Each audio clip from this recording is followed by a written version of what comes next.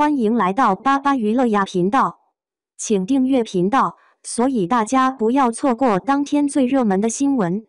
我们今天的时事通讯包括以下内容：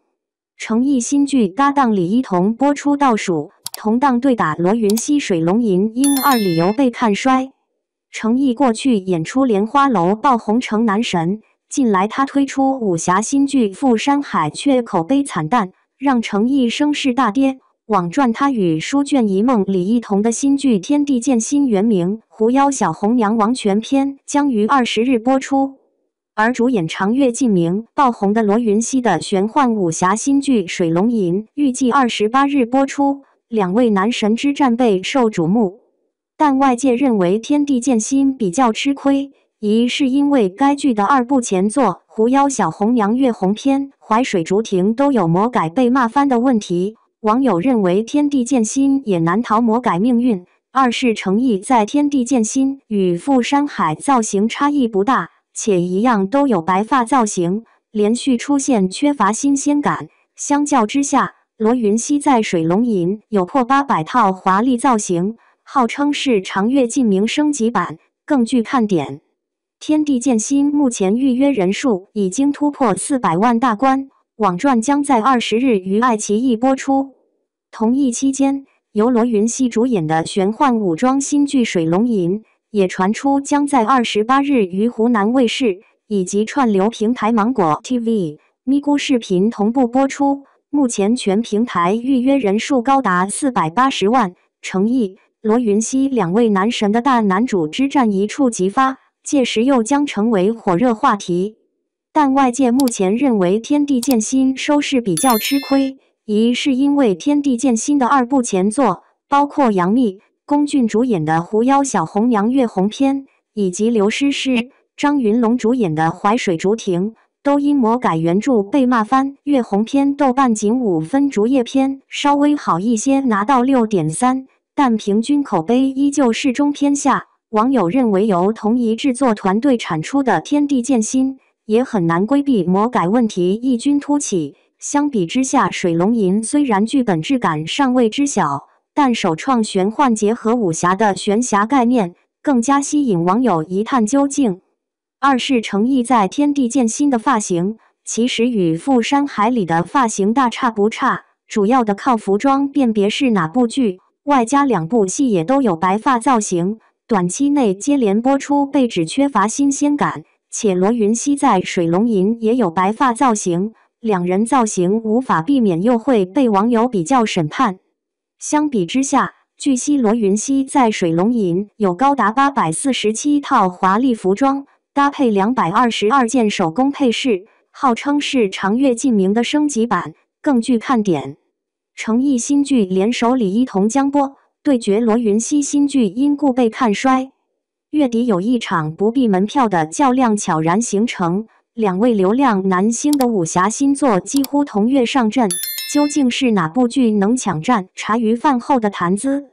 诚意与李一桐主演的《天地剑心》原名《狐妖小红娘王权篇传》定在20日于爱奇艺播出，线上预约已越过400万大关。罗云熙领衔的《水龙吟》预计在湖南卫视与芒果 TV、咪咕视频同步上线，全平台预约约480万，数据上的拉锯感直接把竞赛气息拉满。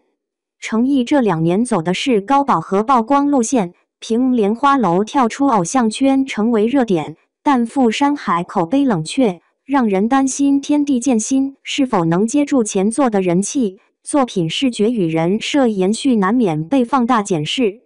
罗云熙在长月烬明后的张力被市场看好，《水龙吟》打出玄侠概念，预热中宣称有847套服装和222件手工配饰，视觉诱惑与古装控的期待值都被推高。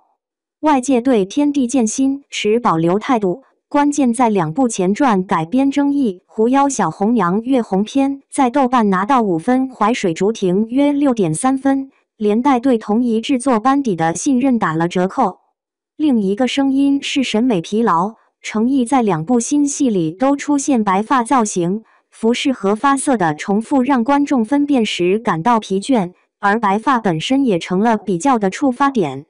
制作与宣传层面出现的新变量值得关注。两部戏的摄制周期存在交叉，创作团队里部分核心人员曾在类似题材上合作，创意重复的风险因此上升。平台资源分配与档期排兵也会影响首播表现并左右后续口碑传播。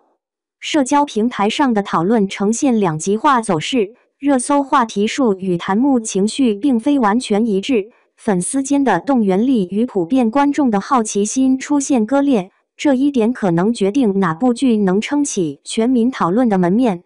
业内人士分析，剧本与世界观的创新力将是最终判官。造型好看能拉预约，情节与逻辑扎实才能留住非粉丝观众，二者缺一不可。观众更倾向在首2集就做出投票式判断，传播窗口非常短。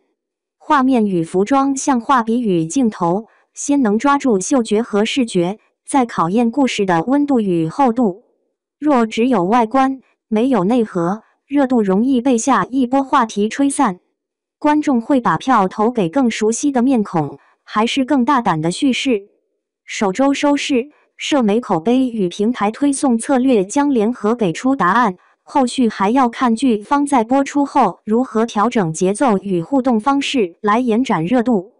围观这场较量时，重点仍回到作品本身，监测首播后的评分曲线、弹幕关键词与平台播放留存率，将是评判谁胜出的实证路径。未来关注方向包括剧集对原著粉丝的吸引力、制作团队是否能快速回应观众反馈，以及不同平台的推广策略是否能形成合力。程毅与李一桐主演的新剧《天地剑心》即将于20日开播，而罗云熙的《水龙吟》预计28日上线。两部古装大剧在同档期撞车，引发外界高度关注。表面看是两位古装男神的正面对决，实则是内容创新与观众审美的一次较量。天地剑心作为狐妖小红娘系列的延伸之作，虽然预约人数突破400万，但前作月红篇淮水竹亭因魔改严重，剧情失真而口碑翻车，使得观众对新片信任度有限。尤其制作团队几乎原班人马回归，网友担心换汤不换药，难逃被骂命运。此外，程毅继赴山海后再度以白发造型亮相，造型差异不大，导致观众审美疲劳，缺乏新鲜感。反观罗云熙的《水龙吟》主打玄侠概念，视觉与世界观设计更具新意。